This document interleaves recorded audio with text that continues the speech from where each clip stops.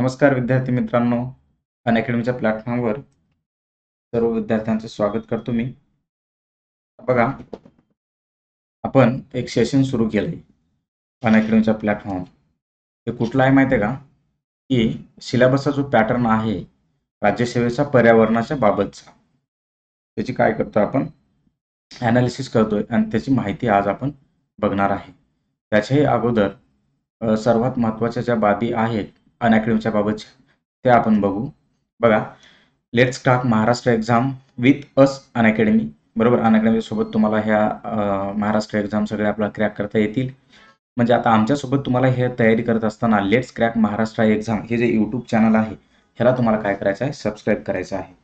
आणि ज्यावेळेस तुम्ही ह्याला सबस्क्राईब कराल त्यावेळेसच तुम्हाला ह्याच्यातले बेनिफिट पुढचे दिसून येतील.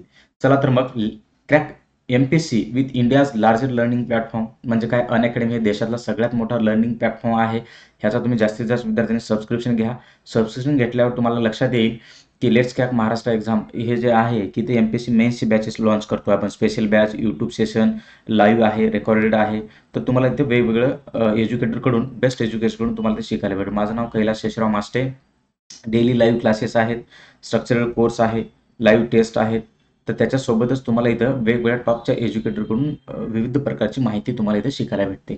आता सबस्क्रिप्शन घेताना तुम्हाला काय करायचं आहे बघा इथं, की 1 किंवा 2 महिन्याचं तुम्ही सबस्क्रिप्शन घेत बसला तर तुमचा सगळा सिलेबस इथं कव्हर होणाऱ्यापैकी नाही आहे. तर त्यासाठी तुम्हाला काय करावं लागणार आहे की तुम्हाला जास्तीत जास्त तयारी करण्यासाठी मिनिमम 12 महिने ते 24 महिन्याचं तुम्हाला सबस्क्रिप्शन घेणं आहे. मग 12 महिने ते 24 महिन्याचं सबस्क्रिप्शन घेताय म्हणजे याचा अर्थ 1 वर्ष किंवा 2 वर्षासाठीचं सबस्क्रिप्शन घ्या. आणि बघा, त्याचे पैसे जिओचे याच्यावर EMI सुद्धा अवेलेबल आहे. जर तुम्ही माझा हा कैलास KAILAS कैलास नावाचा रेफरल कोड वापरून जर प्रोसीड टू पे केलं, सबस्क्रिप्शन जर घेतलं तुम्ही माझ्या नावानं, तर तुम्हाला 10% ऑफ भेटते. म्हणजे एका वर्षासाठी घेतलं तरी 10%, 2 वर्षासाठी घेतलं तरी 10% ऑफ भेटतंय. 7,000च्या ऐवजी तुम्हाला इथं 6,300 आणि 8,000 2 वर्षाची फीस आहे 8,500. त्याच्याऐवजी तुम्हाला इथे 7,500 रुपये आहे फक्त. त्यामुळे विद्यार्थी मित्रांनो, लवकर लवकर सबस्क्रिप्शन घ्या आणि माझ्या प्लसच्या बॅचेसला जॉईन व्हा. जिथे मी इकॉनॉमिक्स, प्री कम मेन्स, राज्यसेवा कंबाईन ह्या सर्वांसाठी घेणार आहे. लगेच आपण त्याचे सेशन चालू करणार आहे. इन्व्हायरमेंट मध्ये MPSCचं राज्यसेवा मुख्य परीक्षा तसं राज्यसेवा पूर्व परीक्षेचं पूर्ण प्रश्नपत्रिका अनालिसिस करून देतोय. या महिन्यामध्ये परत आपण इन्व्हायरमेंटचे सगळे टॉपिक, संकल्पना मी तुम्हाला समजून सांगत आहे इथं. त्यामुळे तुम्ही सबस्क्रिप्शन घ्या आणि माझ्या प्लसच्या बॅचेस आहे तिथं सगळ्यात जास्त कंटेंट तुम्हाला वर्गवारी करून मी माझ्याकडून शिकवल्या जाईल. त्यामुळे कैलास हा रेफरल कोड वापरा आणि 10% डिस्काउंट घेऊन तुम्ही अनअकॅडमीच्या प्लॅटफॉर्मवर जॉईन. तर बघा आता विद्यार्थी मित्रांनो, पर्यावरण अभ्यास स्ट्रॅटेजी ह्याच्याबाबतची आपण माहिती बघतोय आज. पर्यावरणाची अभ्यास स्ट्रॅटेजी काय असायला पाहिजे किंवा कशी असायला पाहिजे स्ट्रॅटेजी, त्या संदर्भामध्ये मी इथं काही पॉईंट दिलेले आहेत.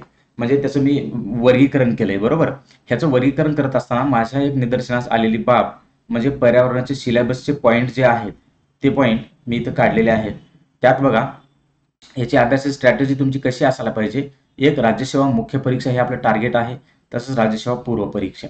बरोबर, तर मग इथं काय, कंबाईनच्या प्रिलिम्सला पर्यावरण 1-2 प्रश्न येत असतात. PSI, STI, ESOला मुख्य, मी म्हणतो पूर्व परीक्षेला. बरोबर, मुख्य परीक्षा सांगितली का तुम्हाला नाही. तर पर्यावरणाची अभ्यास स्ट्रॅटेजी करत असताना तुम्हाला एक लक्षात घ्यायची बाब म्हणजे काय, की राज्यसेवा मुख्य परीक्षेला सामान्य अध्ययन पेपर क्रमांक 1, बरोबर, पेपर क्रमांक 1 यामध्ये GS ज्याला फर्स्ट म्हणतो, जिओग्राफीचा जो पोर्शन आहे, जिओग्राफी बरोबर, म्हणजे भूगोलच्या पोर्शनमध्ये अभ्यासक्रमामध्ये तुम्हाला पर्यावरण हा पॉईंट आहे. बरोबर, पर्यावरण. त्यामुळे त्याच्यातले जे काही प्रश्न आजपर्यंत विचारले गेले आहेत त्याचा मी क्रम पण दिलाय, ते आपण बघूया की. तसंच राज्यसेवा पूर्व परीक्षेला पर्यावरण आहे. एका तासाच्या लेक्चरमध्ये तुम्हाला ह्या सगळ्या बाबी सांगणं थोडं आपलं वेळेचं बंधन आहे.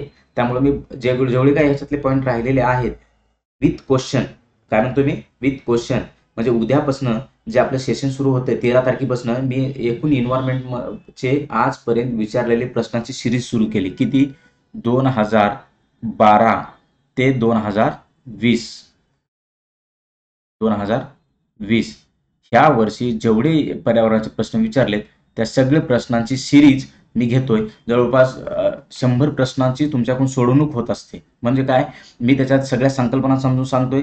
दिलेल्या 4ही पर्यायाचं तुम्हाला विश्लेषण करून देतोय पर्यावरणाच्या. बरोबर, तर तुम्हाला मग हे तुम्हाला युट्यूबच्या किंवा माझ्या स्पेशलच्या लेक्चरमध्ये बघायला भेटणारच आहे. परत जर तुम्ही प्लस सबस्क्रिप्शन घेतलं तर सगळ्या संकल्पना मी तुम्हाला समजून सांगतोय. विशेष करून काय की तुमचा आयोगानं विचारलेला कुठलाही प्रश्न चुकणार नाही. पर्यावरणाच्या बाबत सांगतो मी, त्याच पद्धतीचं इकॉनॉमिक्सच्या बाबत त्याची सगळी पूर्ण जबाबदारी ही माझी राहील. आलं लक्षात? त्यामुळे अजिबात घाबरायचं नाही. तर बघा मग इथं काय सामान्य अध्ययन पेपर क्रमांक GS मध्ये ज्योग्राफीमध्ये तुम्हाला पर्यावरणाचा एक भाग आहे आणि दुसरा आहे सामान्य अध्ययन पेपर क्रमांक 4. इथं तुम्हाला क्योटो प्रोटोकॉल जो आहे ते आपण बघू याच्यामध्ये कुठल्या कुठल्या बाबी येतात समोर बघणारच आहे आपण. तर त्या संदर्भात सुद्धा तुम्हाला इथं पर्यावरणाचा भाग विचारला जातो. इकॉनॉमिक्समध्ये चालू घडामोडीवर पर्यावरणाचे रिलेटेड बरेच काही गोष्टी विचारल्या जातात. त्याचं स्ट्रक्चर इकॉनॉमिक्सच्या लेक्चरमध्ये मी तुम्हाला सांगणार आहे. फक्त तुम्हाला अभ्यास कसा करायचा आहे हे एक लक्षात घ्या. तर सामान्य अध्ययन पेपर क्रमांक 1 जो आहे त्याच्यामध्ये आजपर्यंत एकूण 95 प्रश्न विचारलेले आहेत. बरोबर?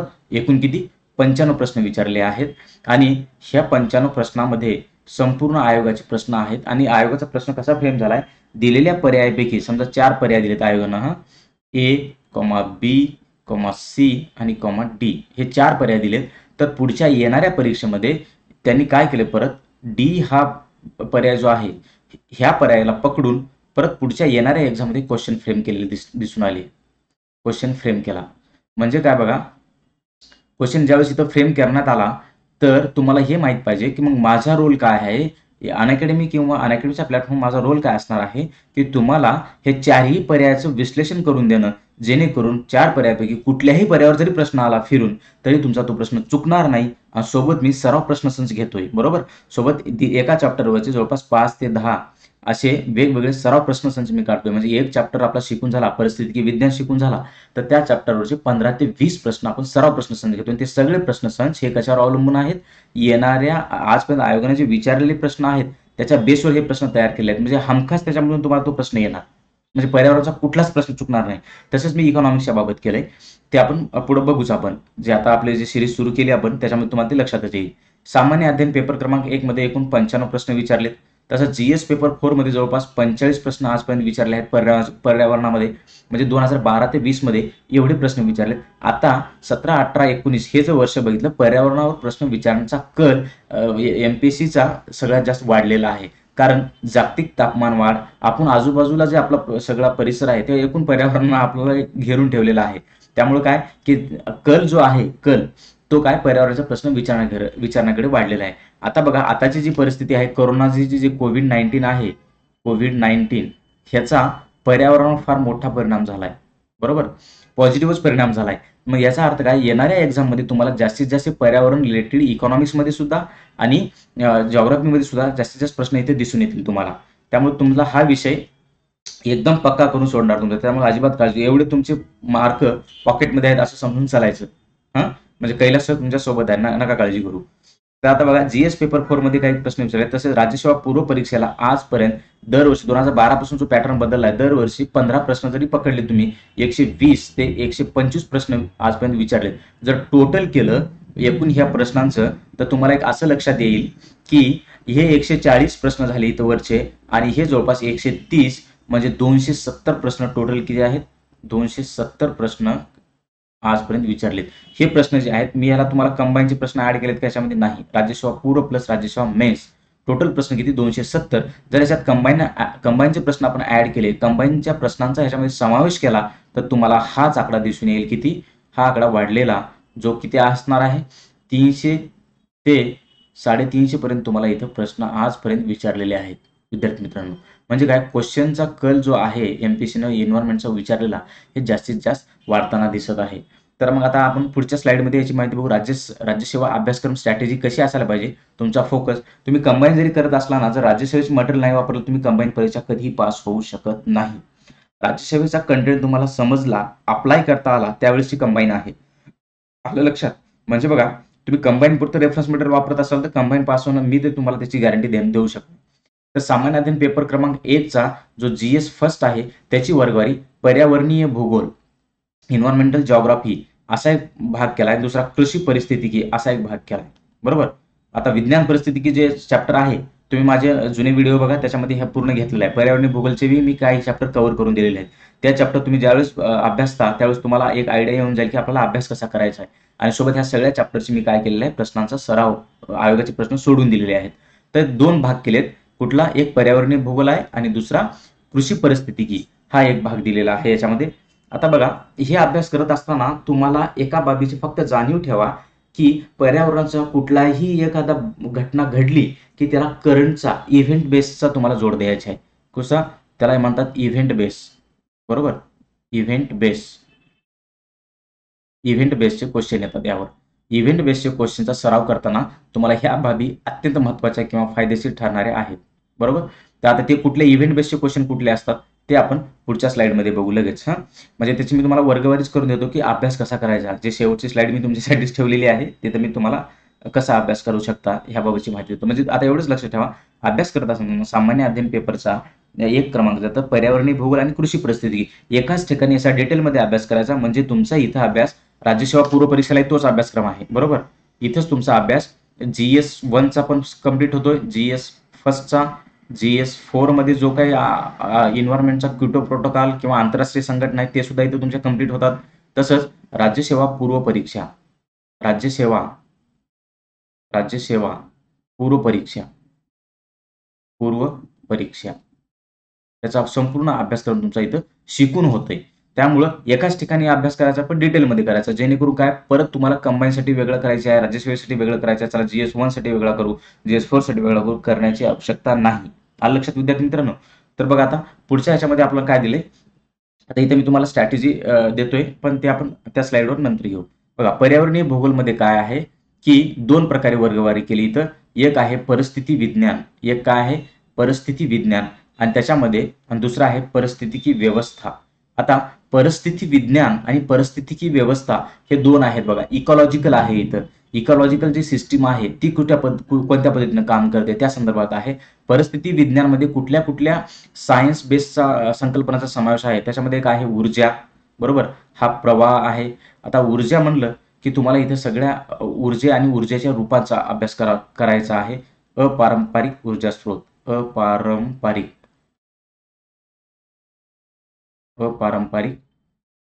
ऊर्जा स्रोत, अपारंपरिक ऊर्जा स्रोत. बरोबर, ऊर्जा स्रोत हे तुम्हाला इथं अभ्यासायचे आहेत. सोबत तुम्हाला काय अभ्यासायचं आहे, ऊर्जा म्हणजे ऊर्जेचे वेगवेगळे प्रकार, म्हणजे पारंपरिक आहे, अपारंपरिक आहे, अपारंपरिक आहे. तसंच ह्या सोबतच तुम्हाला औष्णिक ऊर्जेचे प्रकार, बरोबर, थर्मल पॉवर प्रोजेक्ट ज्याला आपण म्हणतो, ह्याची सुद्धा आपल्याला माहिती बघायची आहे. औष्णिक ऊर्जा प्रकल्प. तर ह्याच्याबाबत जर इव्हेंट बेस काही नवीन घटना घडलेली असतील तर ते आपल्याला इथं आवश्यकपणे माहिती असायलाच पाहिजे, तेव्हाच तुमचे प्रश्न सुटत असतात. पदार्थ चक्र, म्हणजे पदार्थ चक्रामध्ये वेगवेगळे पदार्थ चक्राचे तुम्हाला माहिती पाहिजे. म्हणजे बघा, चक्र म्हणजे काय, सायकल आहे. पदार्थाचे चक्र म्हणजे काही गॅसेसचे आहेत, म्हणजे नायट्रोजन चक्र आहे उदाहरणार्थ, नायट्रोजन चक्र आहे. H2O पाण्याचं चक्र आहे, माहिती आहे तुम्हाला. तसंच सल्फर डायऑक्साईडचे चक्र आहे. आणि नायट्रोजन म्हणजे नायट्रोजन ऑक्साईडचं एक चक्र आहे, सायकल आहे ही पूर्ण. ह्या सायकल ज्या आहेत ह्या सायकलचा तुमचा अभ्यास व्हायला पाहिजे, तेव्हा तुम्हाला परिस्थिती विज्ञानचे प्रश्न हे सहज आणि सोपे वाटायला लागतात. हे सगळ्या सायकल ज्या आहेत ह्या घेऊच आपण. ह्याच्यासोबत इतर ज्या काही सायकली आहेत पर्यावरणामध्ये त्याचा परिणाम फार इम्पॅक्ट करत असतो, पर्यावरण स्वतःला मेंटेन ठेवत असते, अशा सायकल पण आपण बघणार आहे. तर आता बघा, पर्यावरणीय अवनती किंवा संवर्धन, पर्यावरणाची होणारी हानी आणि त्याबाबतच्या घेतलेला भारत सरकारनं किंवा राज्य शासनानं पुढाकार, त्याची हानी रोखण्यासाठी त्याबाबतची ही स्लाइड आहे. परत काय, अन्न श्रृंखला आणि वेब्स म्हणजे काय, अन्नजाळे, अन्न श्रृंखला आणि अन्नजाळे, अन्न श्रृंखला आणि अन्नजाळे. बरोबर, याला फूड वेब असंही म्हणतात. काय म्हणतात, फूड वेब. याची माहिती आपण इथं बघणार. तर ह्या स्लाइडमध्ये तुम्हाला सांगतो अन्न श्रृंखला आणि अन्न जाळी आणि पर्यावरणीय अवनती. बरोबर. आता बघा, इथं आपण आता अभ्यास करत होतो तर त्याबाबतचे तुम्हाला इथं माहिती काय आहे त्याच पॉईंटची माहिती घेऊ आपण. की पर्यावरणीय अवनती सांगितले मी, बरोबर. पर्यावरणीय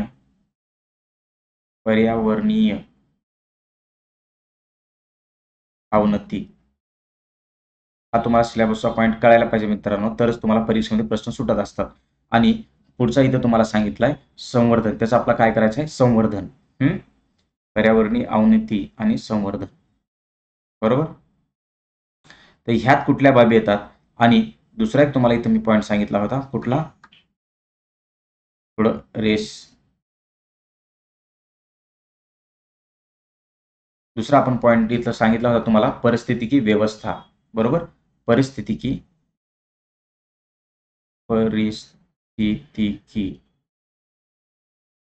परिस्थितिकी व्यवस्था. परिस्थितिकी व्यवस्था पर्यावरणीय अवनती म्हणजे पर्यावरणाचा होत असलेला ऱ्हास ह्याच्या संदर्भात आहे. परिस्थितिकी व्यवस्थामध्ये आपण 2 पॉईंट बघितले होते. त्याच्यामध्ये एक अन्न श्रंखला बरोबर, आणि दुसरा आहे अन्न जाळे.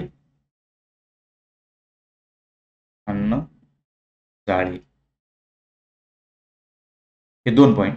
आता पर्यावरणीय अवनती आहे ह्याच्या संदर्भात ह्याला रोखण्यासाठी, ह्याचं संवर्धन करण्यासाठी, पर्यावरणाचा ऱ्हास रोखण्यासाठी संवर्धनाच्या बाबत जे आहे आपण वेगवेगळे जीवावरण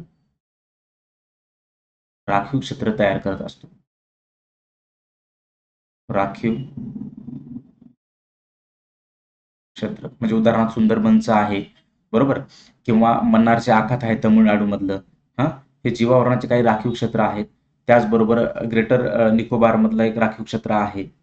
काझीरंगा अभयारण्य आहे. हे तुमच्या संवर्धनासाठी आपण याच्या वेगवेगळ्या राखीव क्षेत्र किंवा युनेस्कोचे नैसर्गिक वारसा यादी, हे काय आहे, तो पर्यावरणाची अवनती रोखण्यासाठी किंवा संवर्धन करण्यासाठीच्या त्याचं आपल्यावर म्हणजे आपल्याला निसर्गाबद्दल वाटणारं प्रेम, आपुलकी वाढण्यासाठीचा भारत सरकार किंवा त्या त्या आंतरराष्ट्रीय संघटनेने उचललेली पावलं आहेत. मग तुम्ही अभयारण्य आपण निर्माण करत असतो, म्हणजे अभयारण्याचा दर्जा देत असतो. अभयारण्ये त्यामध्ये राज्याचे वेगळे, महाराष्ट्राचे वेगळे आणि देशाचे वेगळे, बरोबर, अशा पद्धतीने. किंवा खारफुटीचे वनाचं संवर्धन, खारफुटीचे वन संवर्धन,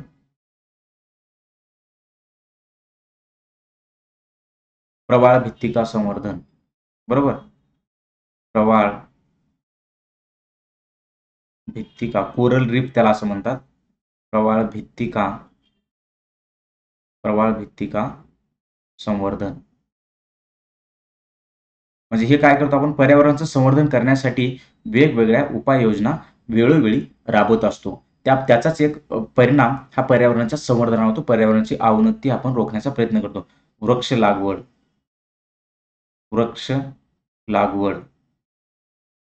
बरोबर, पाणलोट सारखे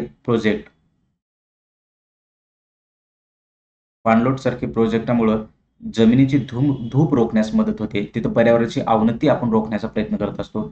म्हणजे असे भरपूर प्रमाणात तुम्हाला सांगता येईल, मोठ्या प्रमाणामध्ये आपण पर्यावरणाचा ऱ्हास रोखण्यासाठी, अवनती रोखण्यासाठी आपण वेगवेगळे प्रकार किंवा वेगवेगळे प्रोजेक्ट राबवत असतो. पण ह्याच्यासाठी आपण काय करतो, काही कायदे करतो, नियम करतो, रेग्युलेशन करतोय. काही कायदे भारत सरकारकडून केले जातात, राज्य सरकारकडून केले जातात. कायदे, रेग्युलेशन, नियम किंवा रेग्युलेशन केले जातात. जसं की वन धोरण आहे, बरोबर, 1988चं वन धोरण आहे, राष्ट्रीय वन धोरण. किंवा पर्यावरण संरक्षण कायदा 1986चा आहे, बरोबर, पर्यावरण संरक्षण कायदा. तसंच आपण काय केलंय, 2002 साली जैवविविधता कायदा आणला, बायोडायव्हर्सिटी ऍक्ट, जैवविविधता कायदा.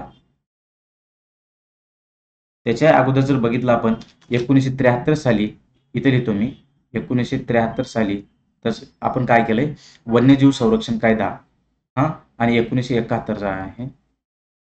इथं व्याघ्र प्रोजेक्ट पहिल्यांदा आपण इथं राबवला. व्याघ्र जनगणना इथून सुरू केली. व्याघ्र प्रोजेक्ट संरक्षणासाठी, वाघाचं संरक्षण करण्यासाठी. आणि वन्यजीव संरक्षण कायदा इथे करण्यात आला. वन्य संरक्षण असं लिहितो मी, वन्यजीव संरक्षण कायदा इथं आपण केला.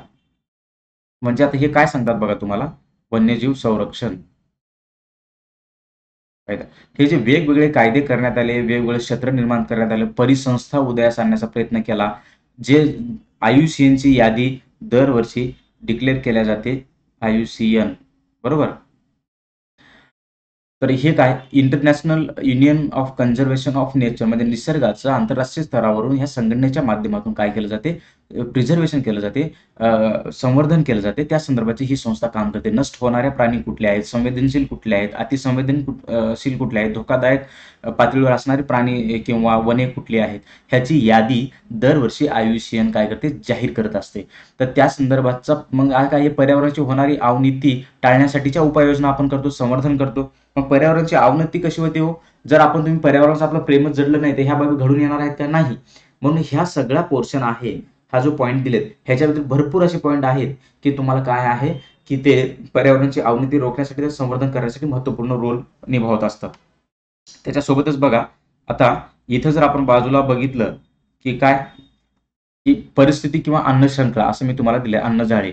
आता अन्न श्रृंखला जी आहे त्याच्यामध्ये एक जर आपण बघितलं, लिंडमॅन नावाचा एक शास्त्रज्ञ होऊन गेला, बरोबर, पर्यावरणाचा अभ्यासक आहे लिंडमॅन.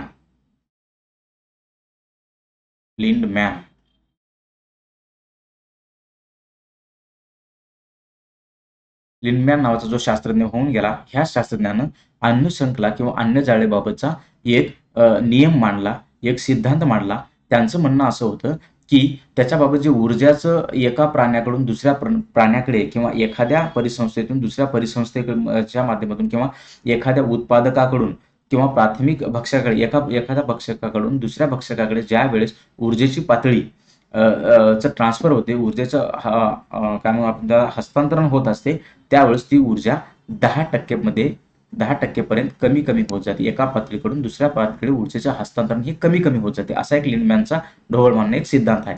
तर अन्नजाळ्याच्या बाबत काय बघा, फूड वेब काय सांगते, अन्न श्रृंखला काय आहेत, की समजा एक मी तुम्हाला इथे सोपी एक अन्न श्रृंखला सांगतो, त्याला जलीय परिसंस्थेच्या बाबत पण आहे ती श्रृंखला, बरोबर, किंवा ती जी वेब आहे, किंवा आपण जे तर म्हणू जे आपण गवताच्या बाबत जर बघितलं आपण, तर तिथं काय आहे, गवत खाणारे जे प्राणी आहेत त्याच्याबाबतचं जर आपण एक उदाहरण बघितलं तर इथे मी देतोय गवत, म्हणजे काय, हिरवे गवत, गवत.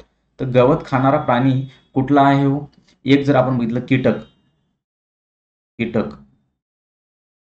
किंवा नाकतोडा किंवा ह्याला टोळ असेही म्हणतात. कीटकामध्ये टोळ हा कीटक आहे किंवा नाकतोडा आहे, तो काय खातो, गवत खात असेल. तर आता या टोळवर अवलंबून असणारा जर पुढचा जर आपण प्राणी बघितला तर कुठला आहे, बेडूक. कुठला आहे, बेडूक. बेडकाला कोण खातंय, साप. सापाला कोण खातंय, गरुड. ही एक तुमचं काय झालं, अन्नजाळे झालं, बरोबर. तर हे जे अन्नजाळे आहे आणि गवत हा उत्पादक आहे, बरोबर, आणि तो उत्पादक कोणापासून आहे, सूर्यापासून आहे. म्हणजे याचा ऊर्जेचा स्रोत कोण आहे, ऊर्जेचा स्रोत सूर्य आहे. आणि हे स्वयंपोषी आहेत, स्वतःचं अन्न स्वतः तयार करतात. गवत म्हणजेच काय, हिरव्या वनस्पती, हा उत्पादक आहे. तर मग आता अन्न श्रृंखला कशी काम करते, की गवत खाणारा जर अजून आपण जर दुसरी अन्नजाळ्याची साखळी जर बघितली तर आपण इथं कीटक सांगितला होता, किंवा इथं आपण दुसरा एक प्राणी घेऊ, ससा. ससा गवत खातो, बरोबर. सश्यावर उपजीविका भागवणारा जर प्राणी आपण दुसरा जर आपण बघतोय तर तिथं सस्याला खाणारा प्राणी जर आपण गृहीत पकडू तर लांडगा. उदाहरणार्थ काय, लांडगा. आणि लांडगा ज्याचं भक्षक आहे तो म्हणजे वाघ किंवा सिंह.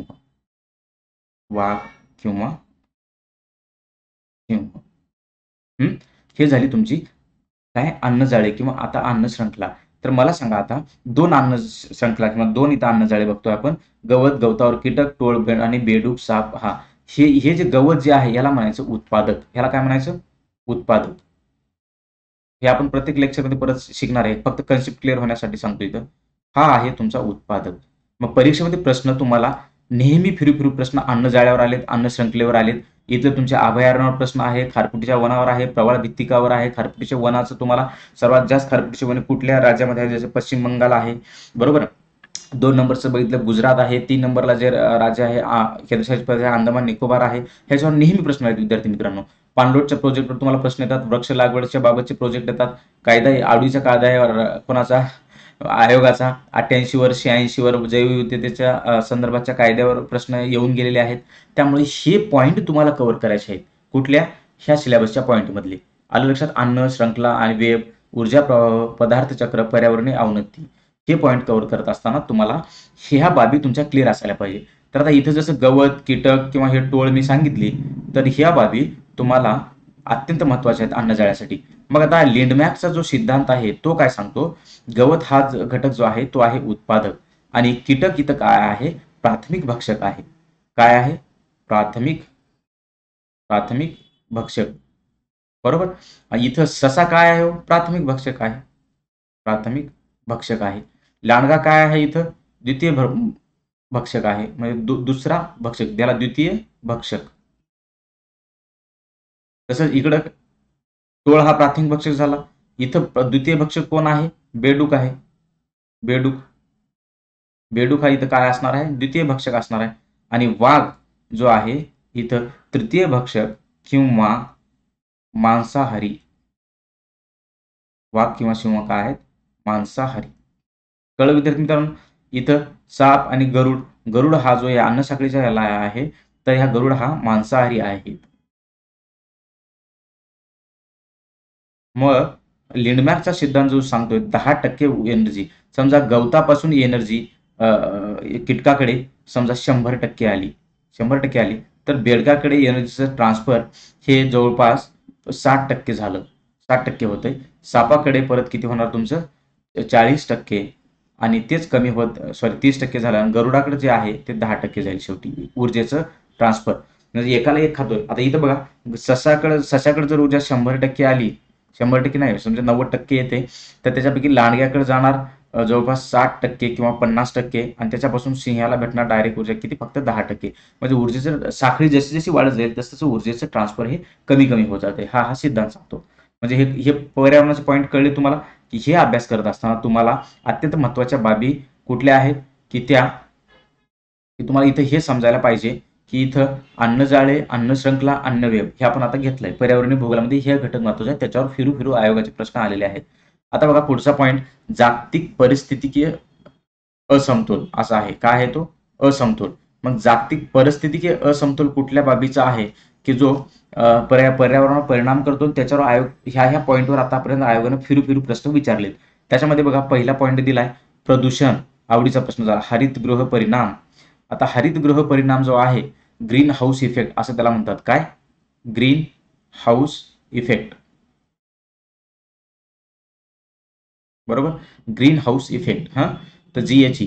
तर हरितगृह वायू कुठले आहेत मुख्य भूमिका बजावणारे, जसं कार्बन डायऑक्साईड आहे, मिथेन आहे, ह्याच्या व्यतिरिक्त क्लोरोफ्लोरोकार्बन आहे. बरोबर, नायट्रोजन ऑक्साईड, सल्फर डायऑक्साईड, असे बरेच 6 ते 7 असे हरितगृह वायू आहेत, की ते काय करतात, जागतिक तापमान वाढ करण्यासाठीचे वेगळे वायू आहेत आणि हरितगृह वायू वेगळे आहेत. तर ही भूमिका, ह्या वायूंची भूमिका काय आहे, बरोबर, ह्याच्यावर नेहमी आयोगाच्या आवडीचे प्रश्न विचारून झालेले आहेत. तर आता तुम्हाला हे बाब लक्षात घ्यायचे आहे, की हा पॉईंट कव्हर करायचा, ह्याच्यावर आयोगाचे प्रश्न आले. जागतिक तापमान वाढ, आता हा सध्या चर्चेचा मुद्दा आहे. आता कोविड-19 मुळे तुम्हाला ह्याचा अभ्यास वाढवावा लागणार आहे. कोविड-19 किंवा कोरोना न सगळ्या जगाला लॉकडाऊनमध्ये टाकलं होतं. कोरोना जो आहे त्यानं जगाला लॉकडाऊनमध्ये टाकलंय, बरोबर.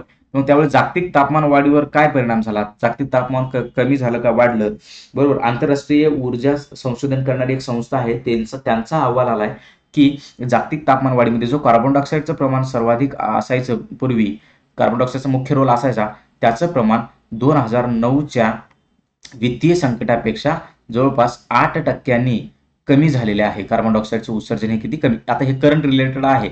ही जी घटना आहे ही मे 2020 मधली आहे, मे 2020 मधली. मग तुम्हाला इव्हेंट बेस याला म्हणायचं, की तुम्हाला इथे लगेच ह्या पॉईंटमध्ये जागतिक तापमानवाढीमध्ये कार्बन डायऑक्साईडचा रोल काय आहे, हरितगृह वायूमध्ये कार्बन डायऑक्साईडचा रोल काय आहे, ह्याचा अभ्यास करून टाकायचा. म्हणजे इथं तुमचा हा पॉईंट क्लिअर होऊन जातो. तर आता पुढचं जे आपण बघू, पर्यावरण संरक्षण कायदे. पर्यावरणाच्या संरक्षणासंदर्भात कुठले कुठले महत्वाचे कायदे करण्यात आले त्या संदर्भाची इथं माहिती दिलेली आहे. मग पर्यावरण संरक्षण कायद्याच्या मध्ये आता आपण बघितलं की 1986चा कायदा आहे, वन संरक्षणाचा कायदा आहे 1988चा. तर ते कायद्याची अंमलबजावणी ह्याच्यावर आयोगाचे प्रश्न येतात. परत काय, क्योटो प्रोटोकॉल आणि कार्बन क्रेडिट्स, त्याच्यावर नेहमी प्रश्न आयोगाचे फिरून आले.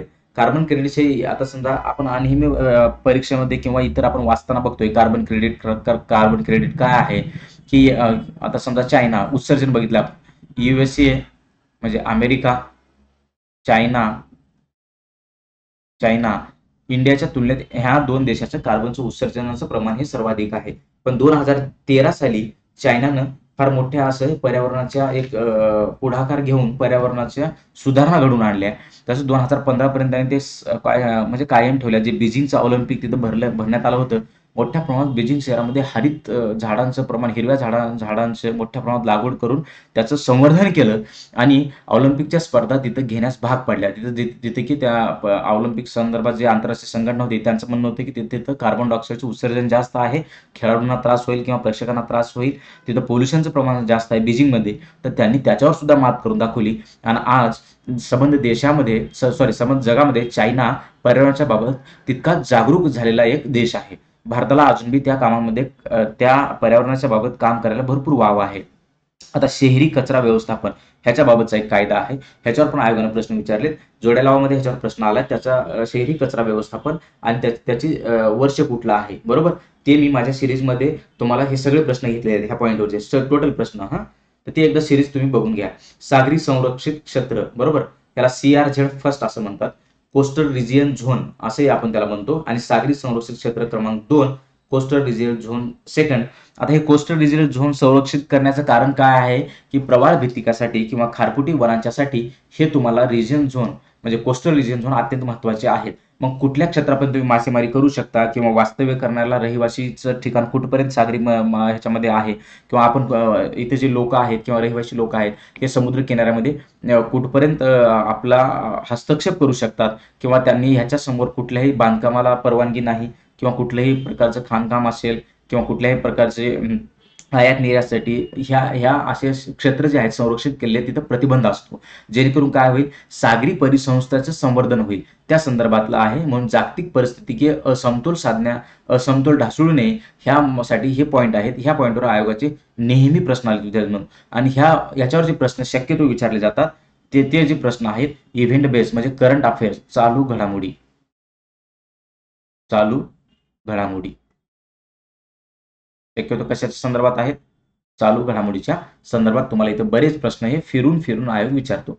आता बघा ह्याच्यावर येऊ आपण ह्या स्लाइडवर. पर्यावरण. आता बघा दुसरे परत आपण 2 भाग केले तिथं. पर्यावरण आणि जैवविविधता हे कशाच्या संदर्भात आहे की हे तुमचा पर्यावरणीय भूगोल ह्या संदर्भात आहेत की पर्यावरणामध्ये कुठल्या कुठल्या बाबी आहेत. परिस्थितिकी विज्ञान आहे, बरोबर. परिस्थितिकी विज्ञानमध्ये आता आपण बघितलंय, परिस्थितिकी विज्ञानमध्ये ऊर्जाचा बघितलाय, प्रवाह बघितलाय. त्याच्यामध्ये आता प्रवाह काय आहेत की वेगवेगळ्या एल निनो आणि ला निनोमुळे जे वाऱ्यांचे वेगवेगळे प्रकार तयार होतात. उष्ण वारे कुठले, कोरडे वारे कुठले, थंड वारे कुठले. उष्ण वारे आणि थंड वारे एकत्र मिळाल्यावर एकत्र त्यांच्या एकमेकांमध्ये जे समाविष्ट होतात त्यावेळेस तिथली कुठली परिसंस्था उदयास येते आणि त्या परिसंस्थेचा परिणाम जे अंतर्भूत सागरी परिसंस्था असते किंवा मासे आहेत तर तिथं माशाचं प्रमाण वाढायला लागते. तिथे एक प्लॅन्क्टन नावाची एक परिसंस्था तयार होत असते. तर त्याच्यावर काय परिणाम होतो त्या संदर्भात इथे प्रश्न विचारले. परिस्थितिकी विज्ञानावर एकूण 3 प्रश्न विचारलेत. तर दुसरा आहे पर्यावरणामध्ये जीवावरण हा चॅप्टर आपण शिकवलाय बघा. त्याच्यामध्ये एकदा तुम्ही बघून घ्या. जीवावरण काय आहे त्याच्यावर एक क्वेश्चन आलाय आणि त्याही मध्ये काय जीवावरणामध्ये जीवावरणाचे जे आपण 3 महत्वाचे भाग बघतो की वातावरण आहे, बरोबर. वातावरणाचे आपण स्तर बघतो कुठले की तपांबर आहे, स्थितांबर आहे, मध्यांबर आहे, अयनांबर आहे आणि बहिर्मंडल आहे. हे तुम्हाला जिओग्राफीमध्ये पण आहे आणि हवामानामध्ये पण आहे. त्यामुळे एकाच ठिकाणी त्याचा डिटेलमध्ये अभ्यास करा. परत त्याच्यावर अभ्यास करायची गरज नाही. प्रिलिमला हमखास याच्यावर प्रश्न येतात. हे फक्त मी मुख्य परीक्षेचे देतोय, तेही राज्यसेवेच्या. प्रिलिमचं किंवा कंबाईन मेन्सचं तुम्हाला अजून दिलेलं नाही, बरोबर. तर मग जीवावरणाची वर्गवारी करताना वेगवेगळ्या शास्त्राने केलेले व्याख्या आहेत. पृथ्वीच्या भोवतालचा असणारा एखादा असा आवरण आपण ज्याला म्हणू त्याच्यामध्ये वातावरणाचा समावेश होतो जीवावरणामध्ये, बरोबर. ह्या जीवावरणात जर आपण बघायचं, आपण बघू इकडे रिकामीची स्लाइड दिली तर इथं वातावरण आहे, त्याच्यासोबत शिलावरण, जलावरण ह्याचं एक 3 प्रकारचं आवरण आहे. तसंच वातावरण आणि ओझोन ह्याचा काय रोल आहे ते आपण ह्या स्लाइडमध्ये बघू. तसंच काय परिसंस्थेच्या माध्यमातून 12 प्रश्न आजपर्यंत येऊन गेलेले आहेत. 12 प्रश्न. आता वातावरण आणि ओझोनवर 3 प्रश्न आले म्हणजे जीवावरणावर एकूण 4 प्रश्न झाले. हे त्याचाच भाग आहे, आलं लक्षात. आता परिसंस्थावर 12 प्रश्न आले. त्याच्यामध्ये जे तुम्हाला परिसंस्था सांगितले अन्न साखळी आणि अन्न जाळी, बरोबर, ते आपण आता लास्टच्या स्लाइडमध्ये बघितलंय. आता इथं बघा जैवविविधता बायोडायव्हर्सिटी जे आहे त्याच्याबाबतच्या संकल्पनेवर प्रश्न आलाय. ही संकल्पना काय आहे त्याच्यावर 2 प्रश्न येऊन गेलेत. जैवविविधतेचा ऱ्हास कशामुळे झालाय, कुठल्या कारणामुळे जैवविविधतेचा ऱ्हास होतो. जैवविविधतेमध्ये आता ऑलिव्ह रिडले नावाचा कासव आहे, बरोबर, किंवा पँगोलिन नावाचा, की त्यालाच खवल्या मांजर असं म्हणतात आणि त्याचं 15 फेब्रुवारी हा दिवस जो आहे जागतिक खवल्या मांजर दिन म्हणून साजरा केला जातो. आणि हा खवल्या मांजर का महत्वाचा आहे की कोविडचा प्रसार अशा काही संशोधकांचं म्हणणं आहे की पँगोलिन या प्राण्यामुळे झालाय म्हणून. बरोबर. मग आता हे जैवविविधतेचा ऱ्हास होतो किंवा ह्या संकल्पना काय म्हणतो तिथं वन्यजीव प्राणी कुठल्या अशा ह्यांना धोका निर्माण झालाय, आयुष्यांच्या यादीमध्ये त्यांची संख्या ही दुर्मिळात दुर्मिळ होत चालली. म्हणजे असेच आपण काही प्राणी गमावले जे डायनासोर आज बघायला भेटत नाही. बरोबर. एकशिंगी गेंडा पण प्रमाण कमी झालंय भारतामधनं. तर अशा हे प्राण्यांचे जैवविविधतेचा ऱ्हास होतो त्याची कारणं काय ह्याच्यावर प्रश्न आलेला आहे. जैवविविधतेचं वितरण कसं आहे. जैवविविधतेचं वितरण हे वातावरण, हवामान आणि जीवावरण ह्या गोष्टीवर अवलंबून आहे. जीवावरणाच्या ह्याच्यावर जैवविविधतेचं वितरण अवलंबून असते. कुठल्या तुम्ही भौगोलिक प्रदेशामध्ये कुठल्या विषुववृत्तीय पट्ट्यात येतात किंवा कर्कवृत्तीय पट्ट्यामध्ये तो भाग येतो किंवा मकरवर्तात येतो किंवा दक्षिण ध्रुवात येतो किंवा उत्तर ध्रुवात येतो त्यानुसार तिथं जैवविविधतेचं तुम्हाला वितरण वेगवेगळं बघायला भेटतं विद्यार्थी मित्रांनो. तसंच पुढचा पॉईंट काय दिला, वन्यजीव संरक्षण कायदे. वन्यजीव संरक्षणाच्या संदर्भात कुठले कुठले कायदे आहेत, वन धोरण कुठले आणले, पर्यावरण संरक्षण कायदा आहे का, हा त्याचमध्ये बरोबर. तसंच भारतातील वन संसाधने आणि प्राणी वैशिष्ट्ये ह्याच्यावर 5 प्रश्न आलेत. हे मी आपल्या हे सगळे जे प्रश्न आहेत ह्या सगळे प्रश्न मी घेतलेले आहेत. हे सगळे प्रश्न तुमचे मी घेतलेले आहेत. बरोबर. त्याची सिरीज आपली चालू आहे. त्यामुळे महत्वाच्या परिसंस्था कुठल्या ज्या आता आपण बघितलं बघा, कोरल रीफ, कोरल किंवा त्याला रीफ किंवा खारफुटीची वने ह्या महत्वाच्या परिसंस्था आहेत. ते सागरी सीमेवर एक सागरी पाण्याचं सागरी त्या जे ह्याचं आहे त्याचं संरक्षण पण करतात आणि सागराच्या लाटापासून आपल्या मनुष्य जातीचं किंवा मनुष्य वस्तीचं संरक्षण करत असतात. त्यामुळे ह्या परिसंस्था आता हायवेचे प्रोजेक्ट असतील, मेट्रोचे प्रोजेक्ट असतील किंवा भल्या मोठ्या सोसायटीची निर्मिती असेल, मॉलची निर्मिती असेल, जमिनीमध्ये मातीचा भराव टाकून ज्या मोठ्या प्रमाणात जमिनी लाटण्याचा प्रयत्न चालू आहे त्याच्यामध्ये ह्या महत्वाच्या परिसंस्थेला धोका निर्माण झाला विद्यार्थी मित्रांनो. तर ह्याबाबतची माहिती तुम्हाला इथं बघायची आहे. सोबत बघा आता इथं काय दिलंय, पर्यावरण. पर्यावरणाच्या बाबत आता इथे एकूण कुठले प्रश्न आलेत. आता हे जे रिकामी स्लाइड दिली तिथं आपण ह्या स्लाइड मधली माहिती बघणार आहे. कुठले, पर्यावरण आणि जैवविविधता. आता ह्या पर्यावरणामध्ये काय काय आहे, पर्यावरण अवनती जे पहिल्यांदा आपण बघितलंय, हवामान बदल. बरोबर. हवामान बदल म्हणजे जागतिक तापमान वाढ किंवा तापमान वाढ होत असेल किंवा तिथं थंड हवेचा प्रदेश निर्माण होत असेल. आता बघितलं 2-3 वर्षामध्ये तुमच्या निदर्शनास आलेला हवामानात बदल कसा झाला. महाराष्ट्राचं उदाहरण सांगायचं झालं तर जून ते सप्टेंबर इथे शक्यतो मराठवाड्याचं जर बघितलं अतिवृष्टीच होत आहे बघा. पूर्वी काय व्हायचं, नेहमी दुष्काळच असायचा. आता काय आहे, अतिवृष्टी आहे. याच्या अगोदर काय होता, दुष्काळ. म्हणजे तुम्ही कोणीकडूनच शेतकरी वाचणार नाही अशी परिस्थिती निर्माण झाली. मग काय, पर्यावरण अवनती किंवा हवामान बदल ह्याच्यावर तुम्हाला 8 प्रश्न आहेत आणि ह्याच्यावर शक्यतो इव्हेंट बेस म्हणजे करंट चालू घडामोडीवर प्रश्न येतात. चालू घडामोडी, मी चालू घडामोडीचे पण प्रश्न टाकलेत. चालू घडामोडीवर. बरोबर. प्रदूषणाच्या संदर्भात प्रश्न आहेत. प्रदूषणाच्या संदर्भात म्हणजे तिन्ही, म्हणजे कुठला जल प्रदूषण असेल, वायू प्रदूषण आहे, जल प्रदूषण, वायू प्रदूषण आणि जर आपण बघितलं पाण्याचं प्रदूषण झालं. आता जमिनीचं सुद्धा पोल्युशन आहे बघा. जमीन, वातावरण. जमिनीचं पोल्युशन कशाच्या माध्यमातून होत असते आपण बघितलं, किंवा ध्वनी प्रदूषण. बरोबर. तर ह्या प्रदूषणाचा परिणाम काय होतो, जमीन पोल्युटेड होते का नाही होते. खाऱ्या पाण्याचं तुम्ही जास्तीत जास्त जमिनीचा निचरा केला किंवा सिंचन अतिरिक्त पाण्याचं तुम्ही खतं किंवा कीटकनाशक वापरले, जमीन सुद्धा अनबॅलन्स होऊन जातात. तापमान वाढ आणि हरितगृह हे आपण बघितलं. 16 प्रश्न आले त्याच्यावर. तिथे मी प्रश्न दिले नव्हते. क्योटो परिषदा कुठल्या क्योटो परिषदा पार पडल्या त्या संदर्भातल्या एकूण 9 प्रश्न आयोगाने विचारलेले आहेत. जागतिक अहवाल किंवा निर्देशांक. जागतिक अहवाल युनेस्कोच्या मार्फत वेगवेगळे अहवाल किंवा इंडेक्स सादर केल्या जातात. त्या संदर्भात प्रश्न येतात. आता त्याच्यामध्ये जर भारताच्या बाबत बघायचं असलं तर एअर क्वालिटी इंडेक्स एक येतो बघा. Air quality index, air quality index. बरोबर. AQI ज्याला आपण म्हणतो, म्हणजे हवेची गुणवत्ता निर्देशांक. हवेचा गुणवत्ता निर्देशांक हा येतो. दिल्ली हे सगळ्यात टॉपला आहे त्याच्यामध्ये, की तिथं हवेची गुणवत्ता एकदम खराब आहे, एकदम म्हणजे काय म्हणून त्याला धोकादायक पातळीवर आहे आणि तिथं निकृष्ट दर्जाची हवा आहे. त्यामुळे वेगवेगळे आजार आणि रोग उद्भवतात. असे कुठले कुठले जागतिक अहवाल आहेत किंवा इंडेक्स आहेत की त्याच्यावर नेहमी प्रश्न आयोग विचारला जातो. भारताचे कायदे कुठले आहेत, संस्था कुठल्या आहेत कायदे करण्याच्या संदर्भात, किंवा भारताच्या कुठल्या संस्था आहेत, कुठल्या NGO आहेत जे पर्यावरणाच्या संदर्भात उत्कृष्ट पद्धतीचं काम करत असतात, त्या संदर्भातली इथं माहिती आहे. शहरी घनकचरा व्यवस्थापन ह्याच्यावर 5 प्रश्न आलेले आहेत. CRZ आणि CRZ सेकंड तिकडे मी ह्याची पर्यावरणात माहिती दिली, इथे दिले त्याच्यावर प्रश्न. त्याच्यावर आजपर्यंत आयोगाने एकूण 4 प्रश्न विचारलेत. शहरी घनकचरा व्यवस्थापन ह्याच्यावर एकूण 5 प्रश्न विचारलेत. असं जर आपण वर्गवारी केलं तर आपल्याला कंबाईन PSI STI ASO राज्यसेवा पूर्व प्लस मुख्यला एकूण मी जे तुम्हाला सांगितलं होता चार्ट सुरुवातीला, म्हणजे 300 ते 350 प्रश्न हे पर्यावरण विचारले गेले आहेत. किती? 300 ते 350 क्वेश्चन, एकूण क्वेश्चन एवढे तुम्हाला पर्यावरणावर विचारले जातात. मग त्याची तयारी आपली कुठपर्यंत आहे, आपला अभ्यास कुठपर्यंत झालाय हे तुम्हाला इथं शिकायला भेटते. तर आता बघा, तर विद्यार्थी मित्रांनो, आता आपण बघू हे जे पॉईंट बघितलेत इथं, वन्यजीव संरक्षण, वातावरण, जीवावरण, ओझोन. आता ह्या पॉईंट्स मी आपण ह्या स्लाइडमध्ये, नेक्स्ट स्लाइडमध्ये याची माहिती बघू. तसंच काय, जैवविविधतेचा ऱ्हास काय होतो, जैवविविधतेचं वितरण कसं आहे, वन्यजीवाचं संवर्धनाच्या संदर्भाचे कायदे आहेत, महत्वाच्या परिसंस्थेला काय धोका झालाय. तर उदाहरण जर बघायचं झालं आपण, की ह्याच्यावर प्रश्न कसे येतात, जीवावरण, वातावरण, ओझोन किंवा परिसंस्था, ते आपण आता इथं बघू. बघा आता इथेही मी काय करतो, परत दोन असे आपण कॉलम करू वर्गवारी करतात असताना, म्हणजे आपलं काय होईल इथं समजायला सोपं जाईल. ओके. तर बघा इथं पहिल्या कॉलम मध्ये आपण जीवावरण घेतलंय.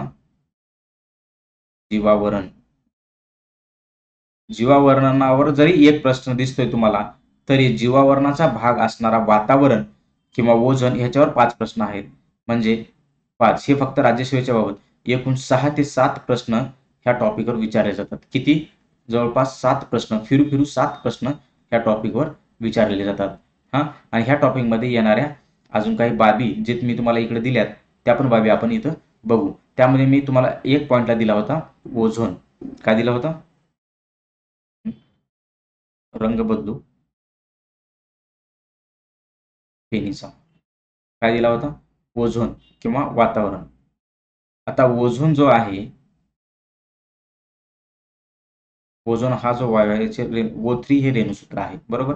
त्याच्यावर दरवर्षी कॉन्फिडन्स न सांगतो, दरवर्षी प्रश्न येतो. आणि हा जो वायू आहे वातावरणामध्ये महत्वाची भूमिका बजावत असतो, वातावरणाचा भाग आहे.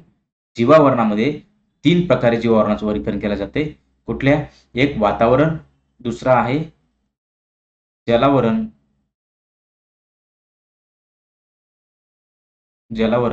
आणि तिसरा आहे तुमचा शिलावरण.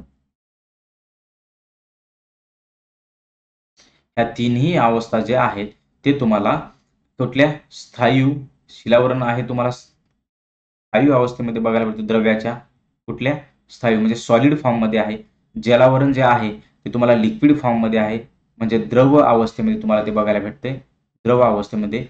आणि वातावरण जे आहे ते वायू अवस्थेमध्ये. म्हणजे जीवावरणाच्या 3 अवस्था जशा आहेत ते स्थायू, द्रव आणि वायू अवस्थेमध्ये. म्हणून इथं तुम्हाला अभ्यास करणं आहे.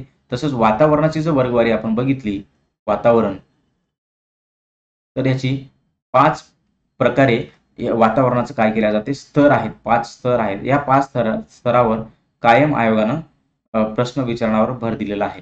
वातावरणाचे जे 5 स्तर आहेत, 5 स्तर ठरलेले आहेत. तर त्यामध्ये पहिला स्तर जो आहे तो आहे तपांबर. कुठला आहे? तपांबर. तपांबरच्या नंतर दुसरा स्तर येतो तुमचा स्थितांबर.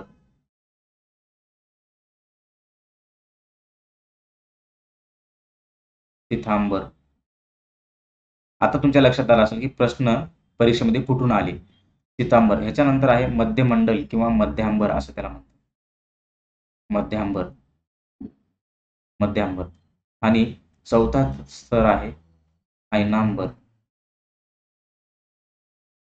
कुठला आहे? ऐनांबर. आणि 5वा जो आहे बहिर्मंडल किंवा बाह्यांबर. बाह्यांबर. त्या एकूण आवरणाचा उतरता किंवा चढता क्रम असाही प्रश्न येऊन गेले. तसंच ह्या आवरणाचं तुम्हाला तापमान, हे जे स्तर आहेत ह्यांच्या तापमानावर प्रश्न आलेत, बरोबर. ह्यांच्या उंचीनुसार तापमान कमी होतंय का वाढतंय. आता तपांबरचं तर बघितलं 165 सेंटीमीटर जसं मीटरनं तुम्ही जर उंच जायला लागला तर 1 अंशानं तापमान कमी होत असते. तपांबरमध्ये तुम्हाला वेगवेगळे वायू, वेगवेगळे धुळीचे कण, म्हणजे वातावरण जे आहे तपांबरमध्ये हे नेहमी अस्थिर असते, बरोबर. आणि त्यामुळं त्या जेट विमानं किंवा इतर कुठले विमान असतील ते त्या तपांबरच्या ह्याच्यामधून प्रवास करत नाहीत, ते स्थितांबरमध्ये प्रवास करतात. आणि ह्या दोघांच्या मध्ये जे आवरण असते तपांबर आणि स्थितांबरमध्ये, त्याच्यावर पण प्रश्न आलाय. त्याला म्हणतात तापस्तब्धी. त्याला काय म्हणायचं? तापस्तब्धी. तापस्तब्धी. ह्यावर प्रश्न येऊन गेले बघा. तापांबर आणि स्थितांबरला कुठला आवरण किंवा कुठला भाग जो वेगळा करतो तो आहे तापस्तंभी. म्हणजे तुम्हाला आणि ह्या एकंदरीत ह्या सगळ्यावर जे प्रश्न येतात फिरू फिरू त्याच्यावर मध्ये तापमानाच्या बद्दल प्रश्न येतात, एकूण टेम्परेचर तिथलं कसं आहे, तिथलं कुठल्या कुठल्या बाबी घडतात, बरोबर. जसजसं वर जात तसं तापमान वाढते का कमी होतंय, अशा संदर्भात इथे तुम्हाला प्रश्न विचारले गेले आहेत. आणि त्यांची उंचीनुसार त्यांची लांबी किती, लांबी किलोमीटरमध्ये, त्यावर प्रश्न आलेले आहेत, बरोबर. लांबी किलोमीटरमध्ये, बरोबर. आणि तापमान ह्याच्यावर प्रश्न होतात. समजा आता तापांबर जर आहे त्याची लांबी आवरेज सरासरी बघितलं तर 3 किलोमीटर आहे, बरोबर. मग विषुववृत्तावर त्यांची लांबी वाढलेली आहे का, त्यांची ध्रुवाकडे लांबी कमी झालेली आहे, ध्रुवाकडे त्यांचा विस्तार झालेला आहे का, किंवा ध्रुवाकडे अरुंद आहेत का, विषुववृत्ताकडे ते अरुंद आहेत, बरोबर. म्हणजे 8 ते 16 किंवा 16 किंवा 18 किलोमीटर पर्यंत तापांबरची लांबी आहे. मग पुढं काय 18 ते जवळपास 50 किलोमीटर स्थितांबरची लांबी आहे. 50 ते 80 मध्यांबर आहे. 80 ते 100च्या वर जे आयनांबर आहे, आयनांबर ते बाह्यांबर हे 400 किलोमीटरचं आहे आणि त्याच्या वर जे आहे ते बाह्यांबर आहे. मग आता तापमान जर आपण बघितलं तर तापांबरमध्ये तापमान हे कमी कमी होत जाते, स्थितांबरमध्ये तापमान वाढत जाते, मध्यांबरमध्ये परत तापमान कमी कमी होत जाते, आयनांबरमध्ये वाढते आणि बाह्यांबरमध्ये 1000 अंश सेल्सिअस पर्यंत तापमान जात असते. मग आयनांबर जे आहे इथं रेडिओ लहरी असतात, बरोबर. इथं काय आहे, रेडिओ लहरी ऍक्टिव्हेट असतात आणि त्यामुळं आयनांबरचा रोल जो आहे रेडिओ लहरी किंवा सॅटेलाइट हे आयनांबरमध्ये वर्क करते. या बाबीवर तुम्हाला वातावरणाच्या संदर्भात प्रश्न आले. म्हणून जीवावरणाचा अभ्यास करत असताना आता हे हे वायू सुद्धा तुम्हाला महत्वाचे, वायू हे सगळे तुम्हाला तापांबरमध्ये बघायला भेटतात. ओझोन जो आहे, ओझोन हा स्थितांबरमध्ये आढळून येतो बघा. 16 ते 30 किलोमीटरच्या रेंजमध्ये तुम्हाला ओझोन आढळतो आणि तो आहे स्थितांबरमध्ये, बरोबर. आणि ओझोनची जी निर्मिती होत असते तर ती ऑक्सिजनच्याच अणूपासून दुसऱ्या एका ऑक्सिजनची रिॲक्शन होऊन तुम्हाला ओझोन हा वायू भेटत असतो, बरोबर. आणि ह्याच्यावर अल्ट्राव्हायोलेट रेजचा परिणाम होतो, in presence of ultraviolet rays, जंबुपार किरण, आणि त्याच्यामधून ओझोनची निर्मिती होत असते. यावर नेहमी प्रश्न आला विद्यार्थी मित्रांनो. म्हणजे काय, ह्या सिलेबसचा जो आपण तुम्हाला पॉईंट सांगितला होता, जीवावरण कळला तुम्हाला, परिस्थिती विज्ञान कळलं, वातावरण कळलं, वातावरणाचे स्तर कळले कुठले 5 आहेत, या 5 स्तरावर प्रश्न आलाय. ओझोन कळला, ओझोन कसा तयार होतो, अल्ट्राव्हायोलेट जंबुपार किरण काय आहेत, सूर्यापासून येणारे जे नील जंबुपार किरण आहेत ते जर पृथ्वीवर जशाच तसे आले तर पृथ्वीच्या तापमानामध्ये वाढ होतात आणि जीवसृष्टीला, संपूर्ण जीवसृष्टीला, जैवविविधतेला धोका पोहोचतो. म्हणून ओझोनचा स्तर जो आहे त्या जंबुपार किरणाला काय करतो, रोखून धरतो, त्याला पृथ्वीपासून येण्यापासून त्याला रोखतो ओझोनचा स्तर. म्हणून ओझोनचा स्तर हे आपल्यासाठी महत्वाचा आहे, बरोबर. पण जागतिक तापमानवाढीमुळे किंवा क्लोरोफ्लोरोकार्बन जो आहे एसी मधून निघतो, एअर कंडिशन, तर त्या एअर कंडिशन मध्ये जो क्लोरोफ्लोरोकार्बन आहे, क्लोरोफ्लोरोकार्बन ClFC, हा जो आहे तो ओझोनच्या स्तराला नष्ट करत असतो, त्याला भोगदाड पडत आहे, ओझोनच्या स्तराला मोठं एक भोगदाड पडलंय. तर त्याला भोगदाड पडण्याचं कारण हे वायू आहेत, कुठला, क्लोरोफ्लोरोकार्बन ClFC. हा क्लोरोफ्लोरोकार्बनमुळे ओझोनचा थर नष्ट होत आहे. ओझोनचा स्तर हा संपूर्ण जीवसृष्टीसाठी अत्यंत महत्वाचा आहे. कळलं विद्यार्थी मित्रांनो. आता या आपल्या ह्या पॉईंटमध्ये आपण बघू की इथं तुम्हाला मी दिलं होतं जैवविविधता, त्याच्या संकल्पना, जैवविविधता ऱ्हास आणि जैवविविधतेचं वितरण. आता ह्या बाबी ज्या आहेत ह्याच्यामध्ये भारतातील वन संसाधनांची वर्गवारी कशी आहे, महत्वाच्या परिसंस्था कशा आहेत. तर आता बघा इथं जैवविविधतेचं जर वितरण आपल्याला बघायचं असेल, जैवविविधता,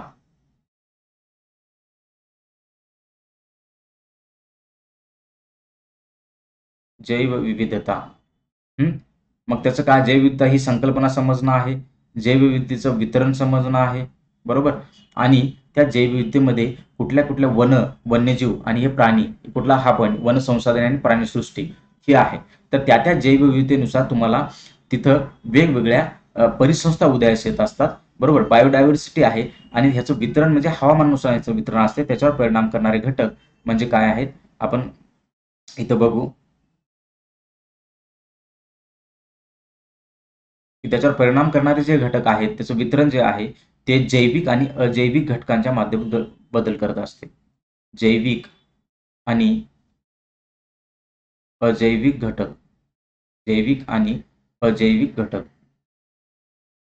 जैविक आणि अजैविक घटक या दोघांचा परिणाम पर्यावरणाशी होत असतो, पर्यावरणाशी असणारा जो परस्पर संबंध आहे याच्यातून एखादी परिसंस्था उदयास येत असते, बरोबर.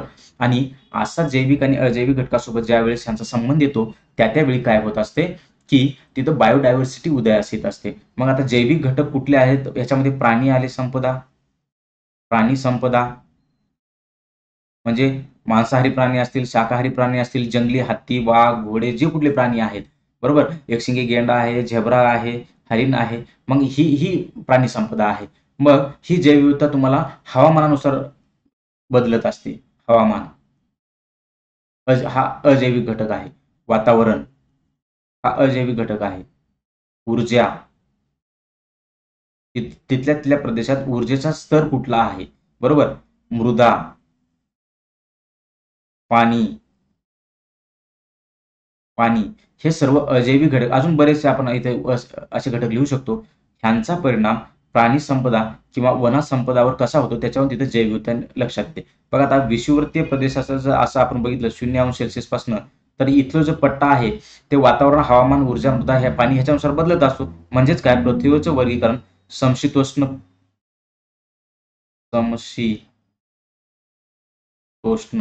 कटिबंधीय प्रदेश असं आपण वाचलं आहे, किंवा उष्णकटिबंधीय प्रदेश, बरोबर. अशा ठिकाणी, अशा प्रदेशामध्ये असणारे वाळवंट असतील, इथले बायोडायव्हर्सिटी वेगळी आहे, जैवविविधता, बरोबर. किंवा थंड हवेचे प्रदेश म्हणजे बर्फाळ प्रदेश असतील, वाळवंट असेल, बर्फाळ प्रदेश असेल. किंवा जर आपण इतर काय बघितलं, जसे की आपण सदाहरित वने ज्याला असं म्हणतो आपण, वाळवंटच्या परिसंस्था वेगळ्या असतात, बर्फाळ प्रदेशाच्या परिसंस्था वेगळ्या असतात. सदाहरित असणाऱ्या, ज्याचं पावसाचं प्रमाण जास्त आहे, विषुववृत्तीय प्रदेश, सदाहरित वने, इथल्या परिसंस्था जैवविविधता वेगळी आहे. तिथलं मनुष्य प्राणी वेगळं आहे, तिथल्या वन्य प्राणी वेगळे आहेत, तिथलं हवामान वेगळं आहे. मग ह्याला म्हणायचं जैवविविधतेचं वितरण. मग अशा ठिकाणी वेगवेगळे अभयारण्ये, तसंच गवताळ प्रदेश, जसा असा सॅव्हाना आहे बघा आफ्रिका खंडातला, डिस्कव्हरी किंवा नॅशनल जिओग्राफी बघत असाल तर तुम्हाला हे लक्षात येईल. तसंच गवताळ प्रदेश उदयास येतात. गवताळ प्रदेश म्हणजे प्रेरीचा गवताळ प्रदेश आहे, पंपासचा गवताळ प्रदेश आहे, प्रेरी, पंपास, बरोबर, डाऊ जोन्स ऑस्ट्रेलियामधला, हे असे गवताळ प्रदेश. किंवा आता अजून जरा पुढे गेलो आपण, ध्रुवीय प्रदेश, ध्रुवीय भागामध्ये टुंड्रा जो आहे, ध्रुवीय प्रदेश, त्याच्यामध्ये टुंड्रा, इथली जैवविविधता वेगळी आहे. म्हणजे पृथ्वीचं आपण सगळ्या पद्धतीचं वेगवेगळं वर्गीकरण जर केलं तर तुम्हाला कुठं पर्वतरांगा दिसतात, कुठं वाळवंट दिसतो, कुठं बर्फाळ दिसतो, कुठं नदी सृष्टी दिसते, किंवा कुठं पठारं दिसतात. मग ह्यालाच काय म्हणायचं विद्यार्थी मित्रांनो, बायोडायव्हर्सिटी म्हणायचं. तिथे जैवविविधता आढळून येते, तिथं वन्यजीव आणि प्राणी वेगवेगळे असतात, बरोबर. म्हणजे तुम्हाला पर्वत शिखर पण आले तुम्हाला इथं, बरोबर, काय पर्वत आले, नद्या आल्या, सरोवर आले, गोड्या पाण्याच्या असतील, खाऱ्या पाण्याच्या असतील, ही सगळी बायोडायव्हर्सिटी आहे. ती तुम्हाला वेळोवेळी बदलताना बसते. आणि ह्या सगळ्या बायोडायव्हर्सिटीवर किंवा ह्या सगळ्या जीवावरणावर जागतिक तापमानवाढीमुळे परिणाम होऊन या जीवावरणाचा ऱ्हास होताना आपण बघतोय, बरोबर. म्हणून आपल्याला काय करायचं, ॲज अ ह्युमन बिईंग म्हणून आपण जैवविविधतेचं वितरण त्याच्या हवामानानुसार, वातावरणानुसार बदलत असेल तर आपला रोल काय आहे की त्याचं प्रिझर्वेशन करणं, त्याचं संवर्धन करणं, बरोबर. आणि त्या संदर्भात आपल्याला प्रिकॉशन पण घ्यायचे आहेत. म्हणजे आयोगाचे प्रश्न जे आहेत की जैवविविधतेचं वितरण, जैविक आणि अजैविक घटक तुम्हाला योग्य प्रकारे कळले तरच तुम्हाला जैवविविधतेचं वितरण, हवामानाचं वितरण, तिथं पडणाऱ्या पावसाचं वितरण, विषुववृत्तीय पट्टे काय आहेत, जसं आपण आग्नेय वारे काय आहेत, म्हणजे वाऱ्याची सुद्धा भूमिका आहे, एल निनोची भूमिका आहे, नैऋत्य मोसमी वारे कुठले आहेत, उष्ण वारे कुठले आहेत, हे सगळं तुम्हाला जैवविविधतेच्या ह्याच्यामध्ये बघायला भेटते. तुम्हाला जे वातावरण, हवावरणाचे जीवावरण जर कळलं, त्याच्यामध्ये आपण वातावरण, शिलावरण, जलावरण हे जे पॉईंट दिले ते बघा इकडचे, हे जे पॉईंट तुम्हाला समजले तरच तुम्हाला बायोडायव्हर्सिटी ही समजून येते. बायोडायव्हर्सिटी जैवविविधता मग तिथल्या स्थळानुसार ही काय असते, बदलत असते विद्यार्थी मित्रांनो. म्हणून हा रोल बायोडायव्हर्सिटीमध्ये अत्यंत महत्वाचा आहे. तर बघा आता मी इथं हे दिलं तर आपण ह्या संकल्पना इकडे समजून घेतल्या. आता आपण पर्यावरण अवनती, हवामान बदल हे आपण बघितले. प्रदूषणाच्या बाबतच आहे. तापमान, हरितगृह वायू. हरितगृह वायूवर नेहमी प्रश्न आला. तापमान वाढीवर प्रश्न आला. तापमान वाढीस कारणीभूत असणारे वायू वेगळे आहेत, त्यामध्ये महत्त्वाची भूमिका पार पाडणारा म्हणजे कार्बन डायऑक्साईड आहे. हरितगृह वायूमध्ये महत्त्वाची भूमिका पाडणारा मिथेन आणि कार्बन डायऑक्साईड हे सुद्धा वायू आहेत. त्याच्यासोबत इतर काही वायू आहेत, त्याच्यावर सुद्धा तुम्हाला प्रश्न परीक्षेत आलेले आहे. माझे जे प्लसचे लेक्चर आहेत तिथं आपण हे डिटेलमध्ये बघणार आहे. Point to point, cut to cut सिलेबसचे पॉईंट, त्याच्यावर पूर्ण तुम्हाला विश्लेषण करून दिलं जाईल, पूर्ण शिकवले जाईल, point to point topic syllabus cover केला जाईल आणि आयोगाचे जे प्रश्न विचारले आहेत ते सगळे आयोगाचे प्रश्न मी सोडून घेतोय. आता तर मी ती सिरीज सुरू केली आणि सोबत त्या टॉपिकवरचे सराव प्रश्न देतो. 15 ते 20 सराव प्रश्न आहेत प्रत्येक टॉपिकवर.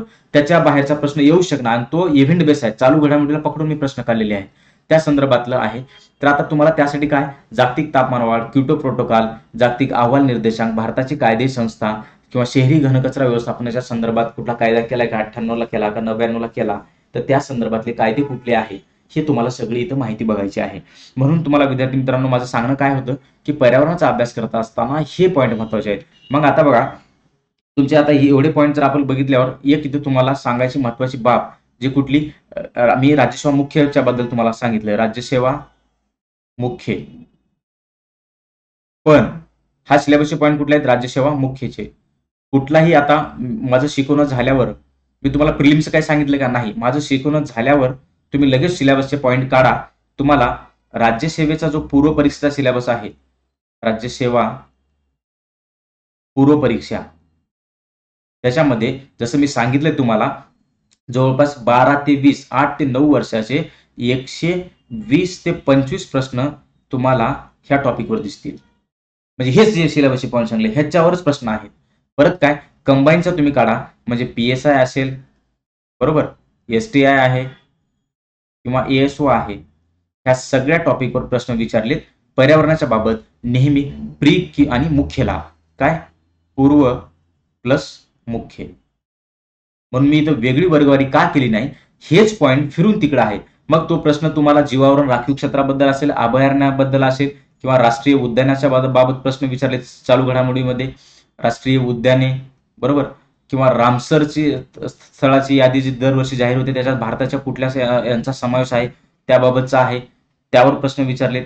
युनेस्कोनं जे जागतिक वारसा स्थळे जाहीर करते, आता यावर्षी लेटेस्टमध्ये जो जाहीर केलाय, जयपूरला दिलाय बघा दर्जा, जयपूरला जागतिक वारसा स्थळामध्ये समावेश करण्यात आलं. असे एकूण जर जागतिक वारसा स्थळाचे काउंट केलं तर आपले एकूण किती आहेत, 38 आहेत. जागतिक वारसा स्थळ किती आहेत भारतामध्ये, 38 आहेत. मग ह्याच्यावर सुद्धा प्रश्न, युनेस्कोचे जागतिक वारसा स्थळ कुठले आहेत आणि त्याच्यामध्ये भारताचे किती आहेत एकूण, भारताचे एकूण किती आहेत ते माहित पाहिजे. नवीन कुठल्याला दर्जा दिलाय तो माहित पाहिजे, भारताला नवीन कुठल्या स्थळाला दर्जा दिलाय, आणि त्याचबरोबर महाराष्ट्रातलं कुठलं ठिकाण आहे काय, महाराष्ट्र. हे प्रश्न तुम्हाला प्रिलिम्सला दिसून येतील, तसंच कंबाईनच्या मेन्सला दिसून येतील. ह्या पॉईंटच्या बाहेर प्रश्न नाहीत. म्हणजे PSI ची तयारी करा, STI ची तयारी करा, AOC ची तयारी करा. जसं मी तुम्हाला सांगितलं, पर्यावरणाच्या संदर्भात जवळपास 350 प्रश्न, डोळे झाकून तुम्हाला 350 प्रश्न अप्रॉक्सिमेट आजपर्यंत विचारले गेलेले मी सांगतो. आणि एकंदरीत जर एका वर्षाचं आपण प्लॅन करू, एक वर्ष पूर्ण, किती 1 इयरचा जर तुम्ही प्लॅन केला तर एका वर्षामध्ये तुम्हाला असं आढळून येईल, राज्यसेवेमध्ये एका वर्षामध्ये जर राज्यसेवेचे 2 पेपर आहेत, GS फर्स्ट आणि GS 4, ह्या 2 पेपरमध्ये जवळपास 40 प्रश्न, 2 पेपरमध्ये किती, जवळपास 40 क्वेश्चन हे पर्यावरण व त्याच्याशी संदर्भित प्रश्न आहेत, बरोबर, पर्यावरण आणि त्याच्याच्या संदर्भात. आणि प्रिलिम्सचे 15 प्रश्न राज्यसेवेचे, बरोबर. तसंच हे राज्यसेवेच्या बाबत झालं. तसंच कंबाईनचे पूर्व किंवा मुख्य असे एकत्र जर आपण केले एका वर्षामधलं, सांगतो तुम्हाला ओव्हरऑल ॲव्हरेज, तर पूर्व आणि मुख्यला तुम्हाला हे तिन्ही पेपर वेगवेगळे आहेत. प्रत्येक पेपरमध्ये 2-2 जरी पकडलं तर इथं 6 प्रश्न झाले. प्रिलिम्सला कंबाईनचे एकूण 3 प्रश्न, म्हणजे एकूण तुमचे जवळपास 10 प्रश्न झाले. इथं 10 क्वेश्चन, बरोबर. हे 15 क्वेश्चन हे ठरलेलेच आहेत. 15 क्वेश्चन इथं कधी 40 कधी 30 प्रश्न विचारले जातात. टोटल करा, तुम्हाला दरवर्षी पर्यावरणाचे प्रश्न येतात 40 आणि 10 50, आणि हे 15 60 ते 65, किती 60 ते 65 प्रश्न तुम्हाला तुमच्या अवतीभोवती घडणाऱ्या घटनेवर विचारले जातात. तर अवतीभोवतीच्या घटनाला आपण किती प्रिकॉशन घेऊन अभ्यास करतोय, किती त्याला महत्व देतोय, हे आता तुम्हीच जाणू. म्हणजे काय, ह्या पर्यावरण म्हणजे काय, आपल्याशी संदर्भात आहे, आपल्याशी संबंधित आहे. आपल्याच्या संदर्भित घडणाऱ्या घटना आहेत. अतिवृष्टी झाली ते सुद्धा पर्यावरणाचा भाग आहे, बरोबर. दुष्काळ पडला, दुष्काळ पडण्याची कारण हे चला पर्यावरणाचा भाग आहे. म्हणजे आपल्या अवतीभोवती घडणाऱ्याच्या घटनाबाबत आपण किती जागरूक आहे, त्याच्यावर आपल्याला 60 किंवा 65 मार्क एकतर आपल्याला मिळतील किंवा आपण इथं प्लसमध्ये राहू किंवा मायनसमध्ये राहू. मग आता बघा तुम्हाला काय करायचं आहे. तुम्हाला हे 350 प्रश्न जर आजपर्यंत विचारून गेले, ह्याच प्रश्नाची मॅक्सिमम रिवाईज करा आणि ह्या प्रश्नाच्या आधारावर मी काय करतोय, सराव प्रश्नसंच देतोय. सराव प्रश्नसंच, सराव प्रश्नसंच.